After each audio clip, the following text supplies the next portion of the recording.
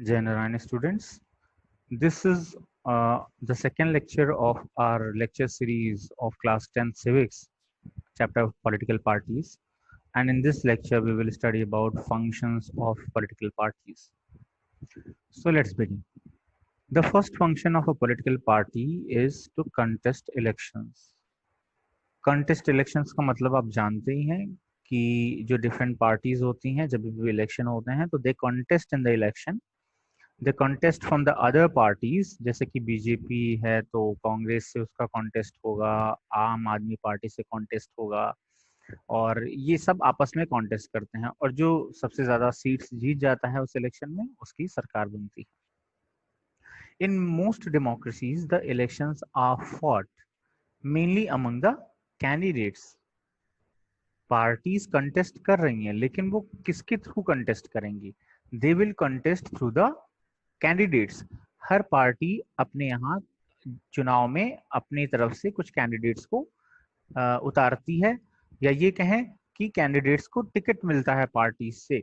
जिनको टिकट मिलता है वो कैंडिडेट्स चुनाव में उस पार्टी की तरफ से कॉन्टेस्ट करते हैं, और जिनको नहीं मिल पाता है, बहुत से ऐसे भी होते हैं जिनको किसी पर्टिकुलर चुनाव में, किसी पर्टिकुलर इलेक्शन में टिकट नहीं मिलता है, यानी कि वो सेलेक्ट नहीं होते हैं फॉर कंटेस्ट, तो वो नहीं कंटेस्ट कर पाते हैं, वो इलेक्शन, वो चुनाव में नहीं लड़ पाते हैं।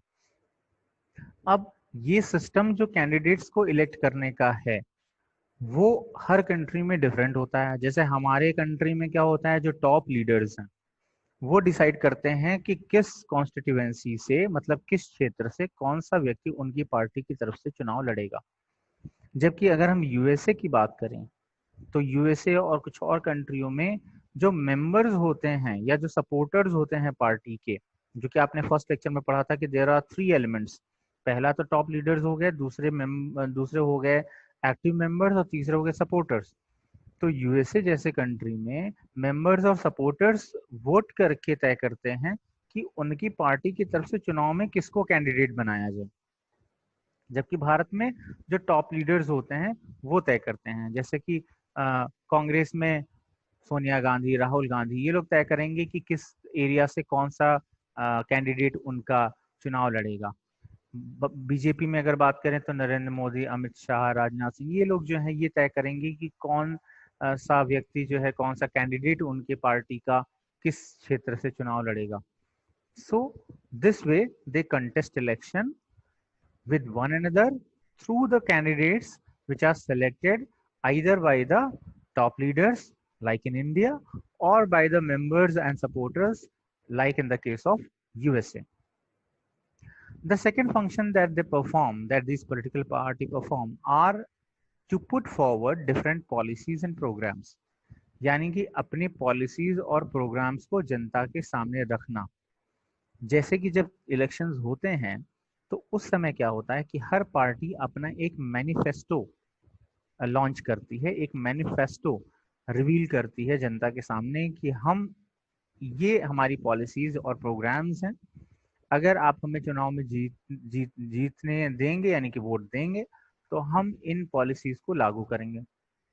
जैसे यहाँ पर स्क्रीन पे आप 2019 के इलेक्शन में बीजेपी का जो मैनिफेस्टो था वो देख रहे हैं। उन्होंने क्या क्या प्रोमिस किए थे, क्या क्या पॉलिसीज और प्रोग्राम्स उन्होंने कहे थे कि हम लागू करेंगे। तो पहला उन्होंने कहा था कि भाई हम सिटीजन अमेंडमेंट बिल जो है इम्प्लीमेंट करेंगे, है ना, CAA, तो वो लागू हो चुका है।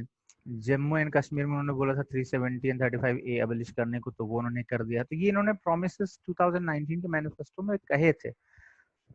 हालांकि बहुत से ऐसे भी पार्टीज होती हैं जो प्रॉमिस तो कर लेती हैं लेकिन बाद में उसको इम्प्लीमेंट नहीं कर पाती, या कभी कभी ऐसा होता है कि इम्प्लीमेंट करते हैं लेकिन पूरी तरीके से इम्प्लीमेंट नहीं हो पाता। जैसे कि इसमें भी लिखा हुआ है doubling income of farmers bye 2022, 2022 तक फार्मर्स की इनकम डबल हो जाएगी। तो अभी तक तो लग नहीं रहा है कि 2022 तक डबल हो पाएगी इनकम, क्योंकि अभी कोरोना और इन सब की वजह से काफी ज्यादा जीडीपी में लॉस भी हुआ है। तो ये एक कहने का मतलब ये है कि जो पॉलिसीज एंड प्रोग्राम्स हैं वो हर पार्टी का अपना अलग होता है। खासकर चुनाव के टाइम पर जो पॉलिसीज और प्रोग्राम्स होती हैं उनको मैनिफेस्टो कहा जाता है, जो हर पार्टी लॉन्च करती है ताकि जनता को ये पता चले कि वो क्या करेंगे अगर वो चुनाव जीतकर सत्ता में आ जाते हैं, पावर में आ जाते हैं तो। So the parties put forward different policies and programs and the voters choose from them. अब वोटर जिसकी पॉलिसी और प्रोग्राम उसको अच्छा लगे, जैसे अगर किसी को पसंद है ये बात कि हाँ आर्टिकल 360 हटा दी जाए, 370 हटा दिया जाए, 35A हटा दिया जाए, या CAA लाया जाए, तो वो बीजेपी को वोट करेगा। जिसको नहीं पसंद होगा वो नहीं करेगा। तो इसका मतलब ये था कि ज्यादातर लोगों ने इन मुद्दों को पसंद किया है, तभी उन्होंने 2019 में बीजेपी को वोट किया और बीजेपी जीत गई। यानी कि इस पार्टी के प्रोमिसेस उनको ज्यादा अच्छे लगे दूसरे पार्टी के प्रोमिसेस की तुलना में, कंपैरिजन में। Each of us may have different opinion and views on what policies are suitable for the society. अब ये हमें सेलेक्ट करना है as a citizen, as a voter. तो हमारे अलग अलग व्यूज हो सकते हैं, जैसा कि हमने बताया। हमको भाई इसका पसंद हो सकता है, बीजेपी का हो सकता है, किसी और को ना पसंद हो। But no government can handle such a large variety of views. In a democracy, a large number of similar opinions have to be grouped together to provide a direction in which policies can be formulated by the government, and this is what the parties do. तो parties basically ये manifestos या ये जो programmes और policies लाते हैं वो किसके basis पर लाते हैं, तो वो पॉपुलर व्यूज के, पॉपुलर ओपिनियन के बेसिस पर ही लाते हैं। अगर भाई कांग्रेस को लग रहा है या बीजेपी को लग रहा है कि ज्यादातर लोग आज के समय पर ये पॉलिसीज चाहते हैं, ये प्रोग्राम चाहते हैं, तो वो उसी को अपने मैनिफेस्टो में या अपने प्रोग्राम्स और पॉलिसीज की लिस्ट में इंक्लूड करेंगे। जैसे सब सारी पार्टियों में अब कुछ चीजें कॉमन भी देखेंगे, सब कहेंगे कि हाँ ठीक है, हम ज्यादा नौकरियां देंगे, हम आपकी इनकम को बढ़ा देंगे, हम किसानों को सब्सिडी देंगे। तो ये सारी चीजें तो सारे ही प्रॉमिस करते हैं, सारी पार्टीज के मैनिफेस्टो में आप देखेंगे, क्योंकि ये तो ऐसी चीजें हैं जो कि पॉपुलर व्यू है ना। हाँ, कुछ चीजों पर रिस्क भी लेते हैं, वो अपने अलग मैनिफेस्टो दूसरे से डिफरेंट डालते हैं, जो कि उनको एक खास ग्रुप की तरफ, खास ग्रुप का झुकाव उनकी तरफ होता है, जिसकी वजह से। तो ये सारी चीजें हम लोग समझ सकते हैं।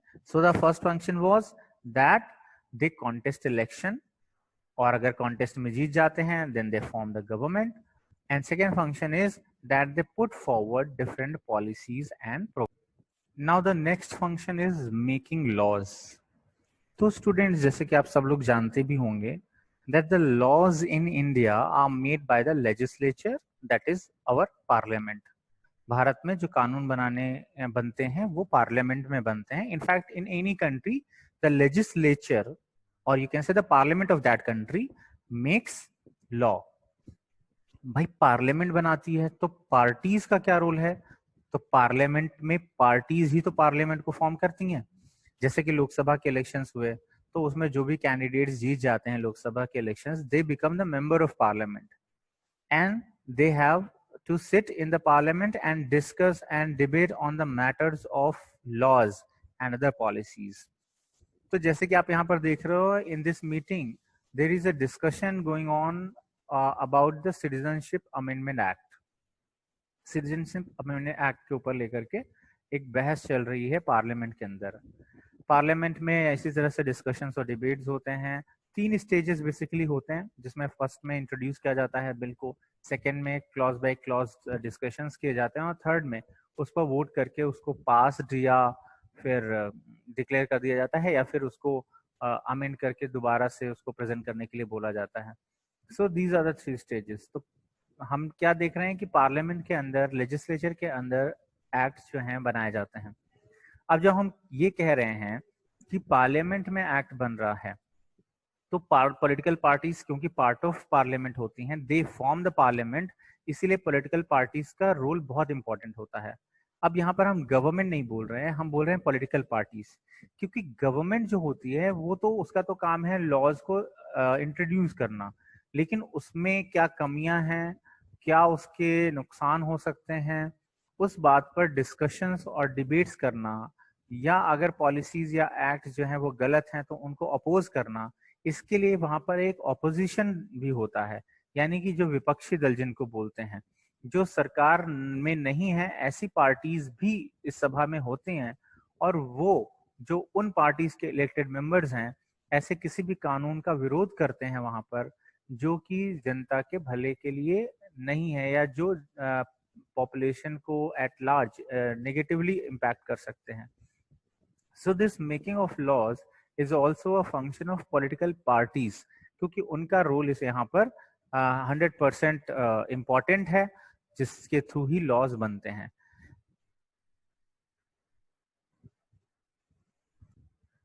Now let's talk about the fourth function of the political parties, which is formation of government.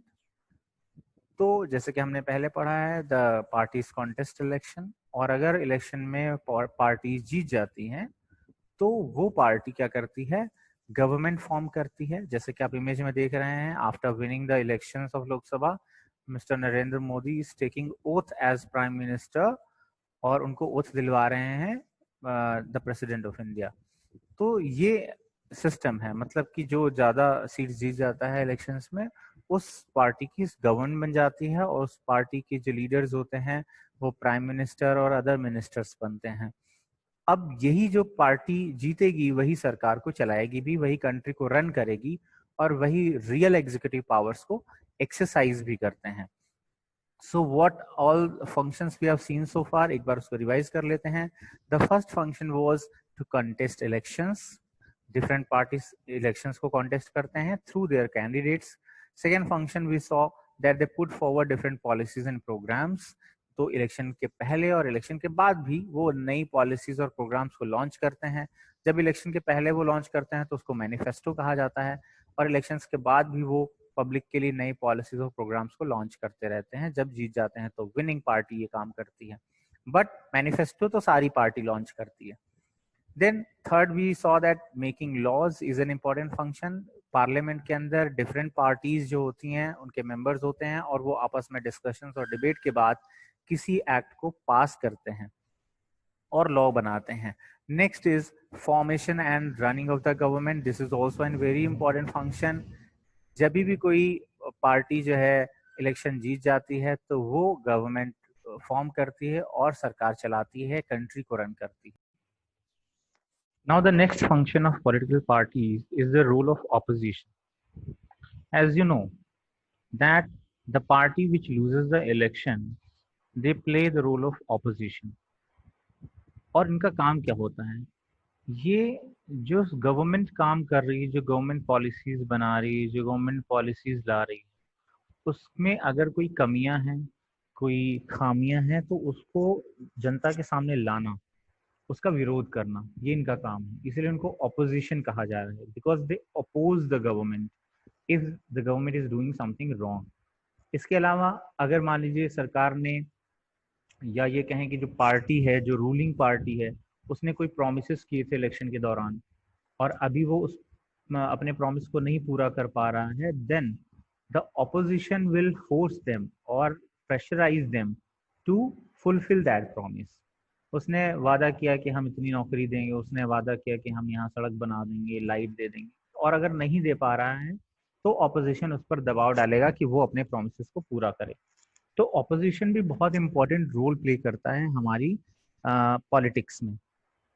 ये पार्टीज भी काफी ज्यादा इंपॉर्टेंट होती हैं, although they are not ruling parties, but still they have their own importance in the democracy. अब opposition बनने के लिए वैसे तो भाई 10% सीट्स कम से कम होनी चाहिए. तो अभी के हिसाब से, जैसे अगर हम अभी बात करें, तो ऑफिशियली कोई ऑपोजिशन नहीं है इन लोकसभा. लोकसभा में कोई भी ऑफिशियली ऑपोजिशन की पोस्ट पर नहीं है, क्योंकि 10% सीट्स किसी के भी पास नहीं है. 10% का मतलब अगर 545 सीट्स हैं, देन 54 सीट्स एटलीस्ट होनी चाहिए. हालांकि सबसे बड़ी पार्टी कांग्रेस है ऑपोजिशन की, लेकिन ऑफिशियली वो ऑपोजिशन की पार्टी नहीं है, क्योंकि 10% सीट्स कम से कम उसको जीतनी चाहिए थी.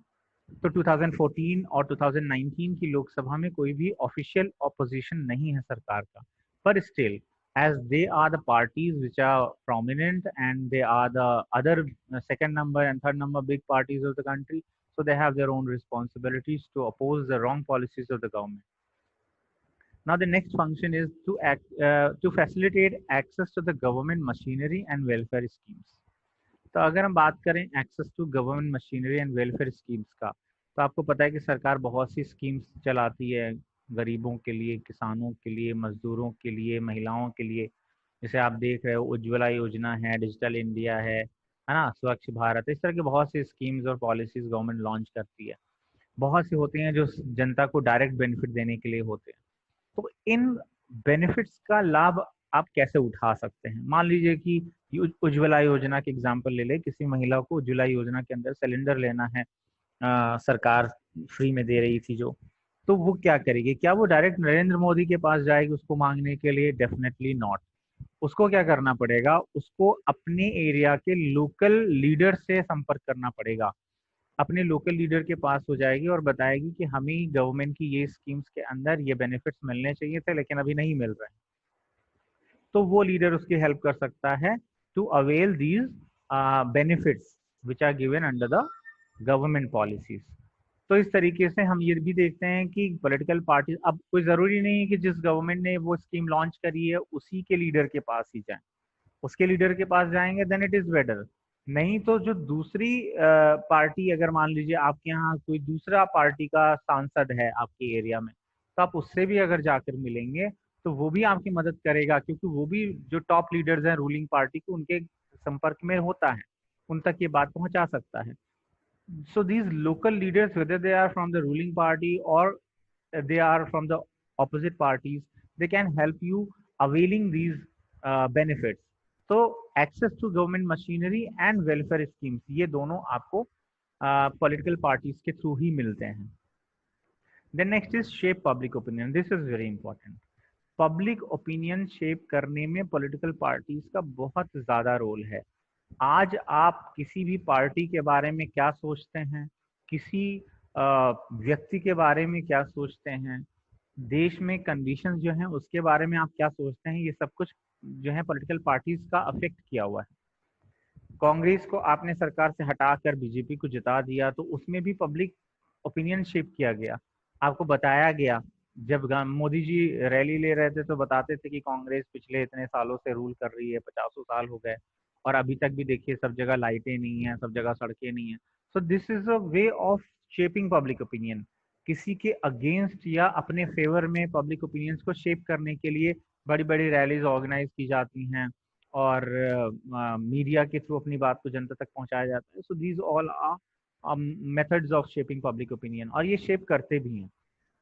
हो सकता है कल को बीजेपी में कुछ कमियां ऐसी मिल जाएं, तो ऑपोजिशन क्या करेगा? उसके अगेंस्ट में उन बातों का प्रचार करेगा कि सरकार ने बेरोजगारी बढ़ा दी, सरकार रोजगार नहीं दे पा रही है, सरकार ने कहा था कि हम देखिए ये डबल कर देंगे, इनकम नहीं कर पा रही है फार्मर्स की, डबल इनकम, और बल्कि रिड्यूस हो गई है।